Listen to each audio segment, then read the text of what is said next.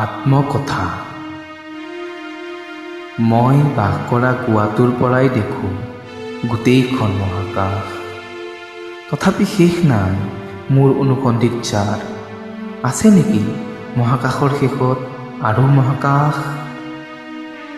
নীলা অথবা গোমঠা আকাশখন সামৰি সামৰি বগুৱা বাই থকা শুকান পথাৰখনত অলপ সেউজীয়া সিঁচি দিয়াৰ কথা ভাবিলোৱেই যেনিবা। তাৰপিছত কি? এন্ধাৰগ্ৰাসী বেলিটো হেৰুৱালোনে পোৱাই নাছিলোঁ কোনো কালে। অনিৰ্দিষ্ট কালৰ এন্ধাৰ নিমজ্জিত পৃথিৱীখনটো মোৰেই আছিল।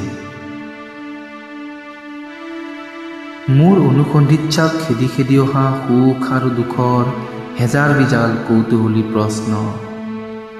কি বাৰু সেইবোৰৰ উত্তৰ?